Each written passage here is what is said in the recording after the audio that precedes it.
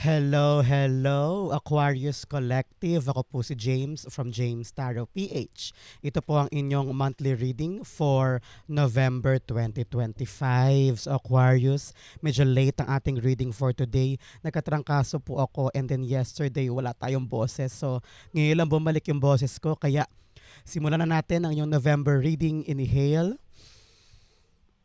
and exhale. At the center of your reading, you have the Six of Pentacles. Beautiful. Receiving something, napakaganda niyan. In the area of what you want, you have the Empress card. Wow. Yes, yes, yes. In the area of what you need, you have the Queen of Swords. Beautiful. In the area of what's affecting your current energy, you have the Page of Wands. Lovely. In the area of your near future, you have the Ten of Wands. Beautiful. In the area of your challenge for the month, meron po kayong Five of Wands. In the area of your fortune, you have the Ace of Wands. Beautiful. In the area of your divine messages, meron po kayong Six of Cups. Wow. 6, makarugtong pa. So, mamaya pag-usapan natin kung bakit may double 6 tayo dyan. Hindi yan masama, maganda yan.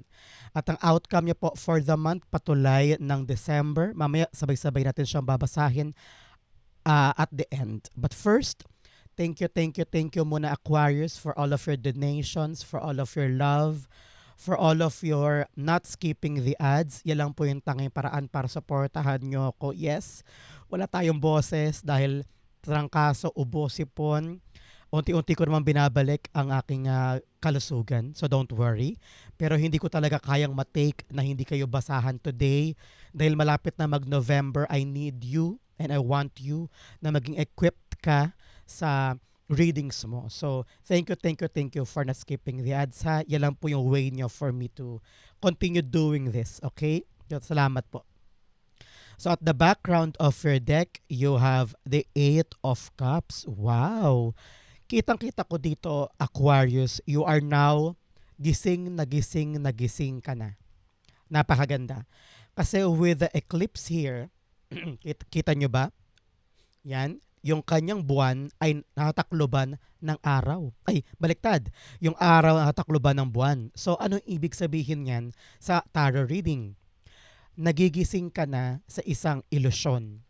Yung akala mo tama, yung akala mo maganda pero hindi pala, yung akala mo totoo pero peke pala, yung akala mo pagmamahal pero hindi pala, yung akala mo tapat pero panloloko pala. So, nagigising ka na sa isang bagay na mali. Well, before minahal mo o kaya inalagaan mo, hindi naman kita masisisi kasi for some time, it was true para sa'yo. Pero ngayon sa estado ng buhay mo this time, meron ka nang iiwanan na isang bagay o isang tao o isang pangarap o isang paniniwala na marirealize mo this time, ay, hindi na pala para sa akin yan. Ay, hindi na pala yan ang gusto ko. Ay, mali pala yan. Ito na yung itatama ko na. So, hahanapin mo na yung contentment mo, yung happiness mo, yung totoo na magbibigay sa iyo ng fulfillment and satisfaction, which is good for you. Nakita ko rito napaka-brave mo na at hindi ka papayag na mag-settle for less, which is tamang-tama for you, di ba? Especially at the center, you have the Six of Pentacles. It's all about you. Binabalanse mo kung saan mo dapat ibigay. Tingnan mo yung image na yan. Di ba yung lalaki sa gitna, ikaw yan ha, binibigay mo dito yung pera pero dito hindi. So, ano ang simbolismo niyan sa buhay mo this time, Aquarius? Sabi na yung spirit guides, ngayon binabalanse mo na kung kanino at saan mo ilalaan yung pera, yung energy, yung pagmamahal, yung effort mo sa kung saan karapat dapat siyang maibigay. At dahil na-realize mo, ay, bakit ko ba binibigay sa isang tao, sa isang bagay, sa isang effort, yung meron ako, wala naman pala ako nahihita dyan. Mali pala akala ko. Ngayong na-realize mo na yung katotohanan, bibitawan mo na yung pagibigay sa isang bagay o sa isang tao ng ganun. Ibibigay mo na siya sa dapat. So, umaalis ka na. Hindi mo na binibigay ito. Baka ito na ang bigyan mo. Kasi na-realize mo na yung mali eh. At na-realize mo na yung halaga mo na kung ano yung kaya mo ibigay, dapat sa karapat-dapat lang din para makuha ko rin pabalik yung equal give and take. So, you are ready now to remove yourself from a situation, from a person, from a group na alam mong, ay mali to eh. Ay, lugi ako dito eh. So, ngayon tinatanggal mo na yung sarili mo dyan, which is good for you. Kasi pinapalaya mo ang sarili mo. At ngayong buwan na to, tatama na ang lahat. No? Mahibigay mo na sa karapat-dapat na tao, sa karapat-dapat na career, sa karapat-dapat na investment, yung meron ka na talagang maganda ang balik for you. Okay? So, time na to para kumubra ka at matanggap mo yung karapat-dapat na deserve mong makuha from all of this. Okay? The Six of Pentacles, for example, trabaho to, o kaya sa pamilya. Lahat binibigay mo sa pamilya, pero yung isa mong kapatid, ginagastos lang, pero may sarili naman siyang trabaho. So, panahon na para i-re-evaluate yung binibigay mo. Karapat dapat bang ibigay pa rin kahit na winawaldas naman o sinasayang naman, di ba? So, mga ganyan. The Six of Pentacles, the Knight of Swords, yes. Ngayon, you want to make this happen like that. Ayaw mo magsayang ng oras. Once na ma-realize mo na at nalaman mo na ay mali tong dynamic na to, mali tong sitwasyon natin, gusto mo na agad siyang putulin, ganon, as quick as that, because yung nasayang na oras, yung nasayang na pera, yung nasayang na pagmamahal, parang gusto mo agad bawiin yan, and nakita ko na you will get to that, no? So ngayon, pag nagising sa katotohanan ha, actionan mo agad at huwag ka nang lilingon papabalik, parang ganon. In the area of what you want, you have the Empress card. Yes, you want to be loved, you want to be cherished, you want to have everything na magaganda sa buhay because pinaghirapan mo, because tapat ka, because genuine ka. Okay? With the crops here, nakita ko rito na marami kang kayang ibigay, marami kang kayang iabot, at marami kang kayang buuin sa buhay mo. You are a very independent person. You can create a paradise with your hands. So, sabi sa iyo na yung spirit guides, dapat matuto ka na. Okay? Huwag mo basta-basta ilalaan ng effort mo, ang money mo, ang pagkatao mo sa isang tao, sa isang bagay na alam mong sasayangin lang niya o ng lugar na yon yung meron ka. Ngayon, magpaganda ka. Mag-relax ka. Go out. Enjoy yourself. Enjoy the company of the people that you have. Kasi kakaalis mo lang, kakabitaw mo lang eh. So, kailangan mo ngayon mag-recharge. I-rebuild mo ulit yung persona mo. I-rebuild mo ulit yung confidence mo. And smile again. Smile again. And be happy. Kung ano man tong nawala sa buhay mo, Aquarius, whether love life, pera, trabaho, iniwanan ka man ng friends mo, niloho ka man ng kapatid mo, rebuild your love for yourself. Kasi pag punong-puno yung pagmamahal mo sa sarili mo, kayang-kaya mong kunin kahit ano. Okay? So ngayon, focus on yourself. Okay? Siya nga pala, Aquarius, saan po kayo nanonood ng ating reading for today? Comment down below kung saan parte po kayo ng Pilipinas o buong mundo nag-enjoy ng ating Aquarius reading for November. The Empress card, you have, tumapon, the Nine of Swords. Marami kang takot, marami kang fear, marami kang pagdududa, o kaya nakita ko rito nag-overthink ka, Aquarius. May kine-create ka, nakita ko rito, meron kang binubuo, nilikha. And you feel like, kaya ko ba itong tapusin? Kaya ko ba itong gawin mag-isa? Kaya ko ba itong dalhin hanggang finish line, hanggang deadline? Malaki ang pressure sa balikat mo, no? Kaya nakita ko rito na, sabi ng yung spirit guides, just focus on the fun. Focus on what you have now more than what you have for the next 10 days, for the next 10 weeks. Yung ngayon lang ang pag-aksihan mo ng oras. Huwag mo na masyadong abalahin ang sarili mo sa magaganap kinabukasan o sa isang araw. As long as masaya ka today, nagagawa mo yung required sa'yo today, okay na yon. para hindi ka lalong maupos at madurog sa kakaisip para sa kinabukasan mo. Learn to detach yourself, okay? Especially sa mga pressure at negativity. Magsaya ka lang. Pagkatiwalaan mo lang sarili mo, makakarating ka rin sa finish line, okay? In the area of what you need, you have the Queen of Swords. Si Queen of Swords, sinasabi sa iyo na yung spirit guides, ang kailangan mo ngayon, dapat bukas ka lang sa posibilidad. Meron kang iiwanan, meron kang bibitawan, kaya ngayon, sa pag-uumpisa mo ulit, dapat hindi ka limitado ang gagalawan mo. Dapat bukas ka lang. Open lang ang mind mo sa mga dapat mong gawin, sa mga gusto mong abutin, pero yung mga paraan para makapunta doon, dapat unlimited ang options mo. Huwag kang makontento sa isa at dalawa lang. Dapat ngayon ready ka maglagay ng third option, fourth option, fifth option, para kung halimbawa yung unang dalawang option mo ay hindi gumana, meron ka kaagad pantapal. Okay? Sabi na yung spirit guides, ngayon dapat meron ka ng vision of the future. Ano ibig sabihin nun?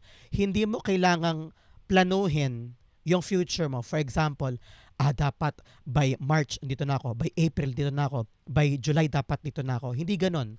Ang sinasabi ko rito, dapat bukas ang isip mo na, ay, siguro next year dapat may trabaho na ako, kung ano man yung trabahong yun, pero open ako. Pero sana sa accounting, mga ganon, yung parang medyo vague, pero meron kang tinutumbok. Pero yung daan patungo doon, dapat bukas ka sa kung saan ka liliko, sa kung saan ka mag-detour, sa kung saan kang highway dadaan, mga ganyan. So, basta bukas sa palad ka lang, pero malinaw sa iyo ang destination, okay ka. Sabi rin ng yung spirit guides, dapat daw ngayon, alam mo yung mga katotohanan sa buhay mo ha, kung ano yung mga realidad sa buhay mo para hindi ka nagkakamali. Especially sa mga expectations mo. Pag na-realize mo na kung ano yung, ito yung nasa kamay ko eh. 10K lang eh. So, ito lang yung budget ko for my future. So, kung meron kang halimbawa gustong buuin na negosyo, halimbawa milk tea shop, so kung 10K lang ang pera ko, so kailangan nakabase sa realidad ko, yung bubuin ko. Parang ganyan. So, dapat din daw matutunan mo na humindi pag ayaw mo. Dapat din matutunan mo na mag-reject kapag halimbawa napipilitan ka lang. Learn to be assertive at learn na ipaglaban yung mga bagay na ayaw at gusto mo. Okay? Especially when it pertains to your happiness. Okay? The Queen of Swords, the Lover's card. Yes, happiness mo to. Dapat daw alam mo kung ano yung mga bagay na gusto mo at yung mga bagay na pipiliin mo at yung mga bagay na handa mong panindigan. Kapag ayaw mo, wag, okay? Your spirit guides are telling you, dapat ngayon pa lang, figure out mo na kung ano yung mga bagay na handa mong pagtuunan ng pansin for the next 10 years. Kung paano ka makakarating dun, okay lang kahit di mo pa ganun ka sure, pero dapat sure ka sa destination. For example, pangarap ko makarating ng Canada for the next 2 years, pero dapat ngayon palang hinahanda po na para yun ang destination mo. Yun ang end point mo, kumbaga, parang ganun. O kaya, pangarap mo makapagtayo ng sariling nursery school. O why not, di ba? So, dapat malinaw sa'yo yung goal, pero yung papunta doon, okay lang kahit paano, i-figure out mo pa, pero at least alam mo kung ano yung dapat mong panindigan, parang ganyan. Okay? In the area of what's affecting your current energy, siya nga pala, Aquarius, i-comment mo sa baba yung mga manifestations mo. Use my comment section as your manifestation board. Isulat mo dyan, I manifest blank this month. I claim to have this one blank this month, mga ganyan, because that will come true. Okay? In what's affecting your current energy, page of wands, sabi dito, huwag kang matatakot na yumakap na mga bagong bagay. Okay? Tulad ko, takot ako today na magsimulang mag-vlog ng paos. Kasi baka mamaya hindi mo ko maintindihan, baka mamaya iwanan mo ko, baka mamaya mairita ka. So marami akong takot. But with the page of wands here, paalala sa'yo, hindi, duty ko to eh. Pangako ko to sa mga Aquarius na every time, every week, every month, mag-vlog ako. So, duty ko to, papanindigan ko to. So, yakapin mo kung ano yung mga bagay na sa una takot ka, sa una may alinlangan ka, pero mahal mo to eh. Excited ako lagi sa pag-vlog eh. Excited ako sa lagi sa pag-read ng tarot for you. So parang ganun ka rin, Aquarius. Kung saan may bagong opportunity na parang, uy, exciting yun ah. Uy, parang pwede kong gawin yan ah. Yakapin mo. Because that will lead you to embracing something new. Embracing new money, embracing opportunity, embracing a new life. Maaring ito na pala yung para sa'yo na hinihintay mo. So, grab it, be excited, sugod, laban, and be adventurous. Yakapin mo yung mga bagong bagay na magdudulot sa'yo ng bagong opportunity. Meron kang iiwanan at yung papasukin mong bago ang magbibigay sa'yo ng bagong saysay ng buhay mo. Okay? The Page of Wands. The Seven of Swords. Yes. Seven of Swords, kailangan dito bagong diskarte. Kahit na ba mag-isa ka lang. Because nakita ko rito, yung iiwanan mo parang very toxic siguro yung mga lugar doon, no? Yung mga tao doon. And parang na-disappoint ka with someone dahil either niloko ka, manipulate ka o nagsinungaling sa'yo. And meron ka ng trust issues this time. Parang ayaw mo na magtiwala o takot ka magtiwala. Kaya parang hirap na hirap ka mag-try ng bago. So sabi ng yung spirit guides na okay lang kahit wala ka munang trust issues this time, pero kailangan sumusugod ka pa rin, sumusubok ka pa rin. Because nakita ko rito with this new strategy, bagong paraan mo to ha, bagong taktika, swak to sa'yo. Parang ito na yung chance mo for something talagang bago sa buhay mo. Kung gagawin mo to, sabi ng yung spirit guides, isekreto mo daw muna ha. Huwag mo muna ikwento sa iba kasi baka ma-jinx. Baka may mga negative energy na itapon sa'yo. Kaya, sekretuhin lang natin to, tas gawin mo tong bagong bagay na to. Kapag successful na, saka mo lang ipamalita. Okay? Para walang harang, para walang mga jinx-jinx. Okay? Pero nevertheless, accept mo yan, try mo lang, subukan mo lang, baka yan na yun for you. Okay? Especially here, in the near future, you have the Ten of Wands. Talagang you are hardworking. Ginagawa mo yung pagod mo, kayod mo, at dedicate mo yung life mo dito. Yes, walang trabahong madali. Kahit tong tarot reading na to, this is my job, this is not easy, pero mahal ko to. Parang ganun ka din. So, open your eyes to new things. Mahalin mo yung mga bagong darating sa buhay mo. Boom! Talagang it will give you the effort to mahalin siya. And yung pagmamahal mo dyan, babalik din sa'yo. May reward ako nakikita dito.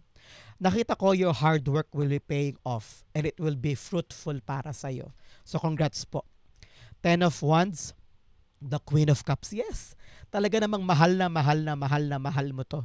Yung puso mo nandito. Kahit gaano kahirap, kahit gaano kapagod, kahit puyat ka, pero mahal mo tong bagong ginagalawan mo eh. Mahal mo tong ginagawa mo eh. Kahit responsibilidad man to sa pamilya, sa negosyo, sa trabaho, nandito ka kasi yung puso mo nandito.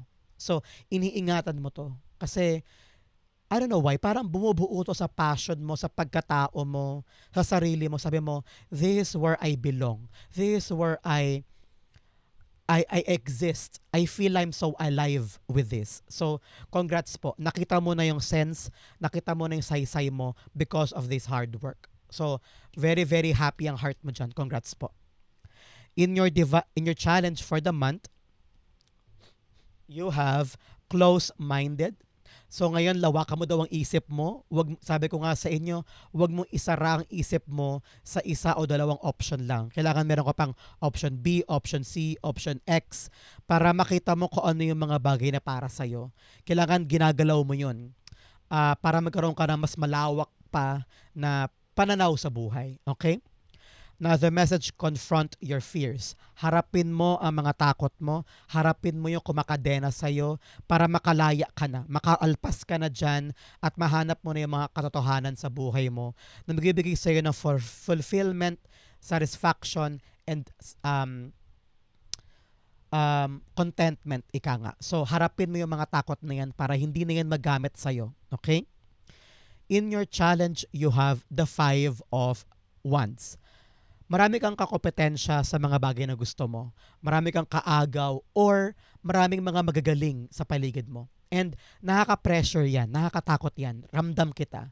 Pero dapat alam mo kung saan ka magaling. Alam mo na, hindi, kaya ko to, lalaban ako, mananalo ako dito, I will win this. Okay? Dapat yan ang mantra mo this month, Aquarius. And for some, nakita ko dito na litong-lito ka or naguguluhan ang isip mo sa tamang step. Litong-lito ka. So, kung nahihirapan ka daw sa isang bagay, bitawan mo daw yun para makapag-focus ka sa tama. Makapag-focus ka sa valuable para sa'yo. So, sabi na yung spirit guides, you will know the right thing to do. Ang importante, dapat malinawan muna ang isip mo para alam mo yung strategy mo. Narinig ko, hindi mo kailangan makipag-conflict pa o makipag-join sa drama, makipag-join sa gulo ng ibang tao. Focus ka lang sa sarili mo. Your growth is your business. Yung ibang tao, hayaan mo sila. Hayaan mo sila magkagulo-gulo dyan. Pag inisyo ka nila, bitawan mo. Matuto ka mag-walk out sa kanila. Kasi sabihin mo sa sarili mo, importante ang pera ko, importante ang growth ko, importante ang pangarap ko kaysa sa mga taong yan. Okay? Learn to walk away from drama. Okay? Yun, tumapon, Queen of Pentacles. Yes. Sabi ko nga sa inyo, importante ang pera mo, importante ang growth mo, importante ang kabuhayan mo. Kapag natuto ka daw this month, Aquarius, na umiwas sa mga chismis, sa mga GC-GC, sa mga drama ng ibang tao, kapag binitawan mo yan at lagi kang umaalis, umiiwas ka sa kanila, sure ball, mapangalagaan mo yung growth ng pera mo, ng career mo, ng negosyo mo, at ng iyong goals this time. So, narinig ko dito that focus ka lang sa pera. Focus ka lang sa pagpapalago sa buhay. At yung business ng iba, yung issue ng iba, hayaan mo sa kanila yon. Bahala na sila sa buhay nila. Parang ganyan, okay? In your fortune, you have take your first step. Yes, humakbang ka na ngayon. Hakbang ka patungo sa ikakaunlad ng buhay. Okay? You have voyage of the heart. Love flows through you and to you. Yes. Ito yun, no? Yung pag-ibig mo, nag-uugat sa'yo. Pumunta ka sa mga bagay na kaibig-ibig, na kamahal-mahal, kesa sa mga bagay na magulo. Hanapin mo yun sa isip at puso mo at doon ka dumiretso. Hindi mo pag-isisihan yan. Okay? In your fortune, you have the Ace of Wands. Ace of Wands, magalak ka kasi meron ka daw bagong simula this time. New career, new life, new place. Okay? Kasi ito ay out with the old, in with the new. So meron kang bagong yayakapin this time, especially with the Page of Wands. So, meron ka daw bago. So, pwede ring bagong idea, bagong strategy, bagong plano, or bagong buhay talaga in general. Whether lilipat ka na ibang kumpanya, ibang bansa, or ibang bahay, pwede rin. So, your spirit guides are telling you na maging confident ka sa plano mo. Because this confidence will give you a new chance for something. Kaya ngayon, paalabin mo, Aquarius, yung puso mo, yung isip mo, maging decisive ka. Sabi mo, ay, try ko kaya to. Ay, subukan ko kaya yan. Because that will lead you to a brand new door. Okay? Bagong pintuan ang kakautokin mo dyan. Clarify natin, Ace of Wands. The Fool card. Yes, talaga namang new adventure, new life, new beginning, new you. Handang-handa ka na talagang mag-step forward. Ito pala, take your first step. Begin now. You are on to a new adventure, to a new life. So congrats po. Napakaganda. So, i-like mo tong video na to activate this brand new life card in your fortune area. Congrats po. In your divine messages, a fiery climax approaches. Wow! Patapos na daw yung hirap, yung bigat. Nasa rurok ka na ng pain, pa-ending na yan. So congrats po. You have a time for healing. Panahon na daw para maghilom. Kung ano man yung mga pain in the past, mga problema mo sa past, paghilumin mo na daw yan para once and for all maka-move on ka na. In your divine messages, you have the Six of Cups. Sabi rito, triumph over obstacle. Mananalo ka sa mga problema mo. Kaya wag na wag kang susuko.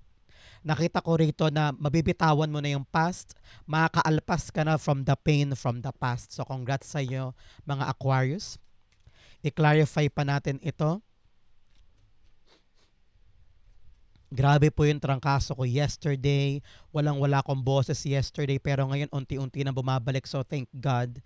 So nakagawa ako ng vlog for you Aquarius for November. Six of Cups. The Four of Cups. Wow, yes. Ngayon mahatagpuan mo na ulit yung sigla para habulin at hanapin at kunin yung mga bagay na hinahanap mo sa buhay mo. Tapos na yung past mo na puro failure, puro walang nangyayari, puro nauuwi sa lahat. Ngayon, may chance ka na ulit. Binibigay sa iyo ni God. Sabi niya, huy, huwag ka na malungkot. May bibigay ako sa iyong bagong adventure. Simulan mo, tumayo ka dyan, at eto na yung chance mo for a new life. So, yakapin mo to. This gonna be good for you. Okay? Ang outcome mo yan, but first, bigyan mo na kita ng fortune cards. Dog barking, advice from a friend, makinig ka daw sa payo na yung kaibigan this time. You have nest, an emotionally secure, loving family is important to you. Yes, ang pamilya mo ay lagi mong kapitan, sila daw ang iyong moral support and talaga mag-boost sa'yo ng confidence and love. Another message of older woman, babae daw na medyo matanda sa'yo, baka lola mo, nanay mo, o kaya older workmate, may concern daw sa kanya, kausapin mo. Financial pinch o panahon daw para magtipid sa pera, Aquarius, ngayong buwan na ito, alamin mo yung mga lumalabas sa pumapasok na pera, yung budget mo dapat iniisip mo para swak sa buwan ng kita mo, okay? Ang outcome ni Aquarius for November 2025 patulay. Ng December, you have the Knight of Pentacles. Yes, itong buong buwan na to, meron kang bibitawan ng isang bagay and meron kang yayakapin na bago. And this time around, aaksyonan mo to. Pero sabi sa iyo na yung spirit guides, slow down lang, dahan-dahan ka lang. Everything is in smooth transition para sa iyo, okay? Your spirit guides are really telling you na pagplanuhang mabuti ang buhay mo pagdating ng Pasko because nakita ko that you are having this gradual move patungo sa buhay mo moving forward. So ngayon, wala kang time mag-rush, huwag magmamadali, araw-araw daanan mo lang. Pagmuni-munihan mo, tama ba to? Tama ba to? Okay, move forward tayo. Level 2 naman. Level 3, tama ba to? Tama ba to? Level 4 naman. So, paunti-unti ko umaakyat at paunti-unti mo na nabubuo yung pangarap mo or yung new plan mo. Ang importante dito, Aquarius, kahit mabagal, at least umaandar ka. Okay? Hindi mo kailangang mag-rush. Kasi pa nag-rush ka na naman, baka mauwi ka na naman dito, baka umalis ka na naman. So, nakita ko rito, meron kang planong magiging successful in the month of December. So, congrats po. The Knight of Pentacles. The World card. Yes. Wow. Entering a new world, entering a new life. You are now ready to close a cycle, close a past life. At ngayon papasok ka na sa bagong buhay mo sa December. So, nakita ko dito, December will be a very, very busy month para sa'yo. Kasi either doon, lilipat ka na because new portal to para meron ka ng bagong gagawin na doon ka talaga magiging super busy. So, congrats po. Your plan is working and successful na to pagdating ng December. So, congrats po. A brand new life, a brand new world, a brand new beginning. So, Aquarius, yan po ang inyong November 2025. Sa po kayo nakaresonate, sa po nakarelate, comment down below. And I'll be reading your messages. Thank you again for watching Gandulo. I love you. This has been James of James Ardo PH. God bless everybody.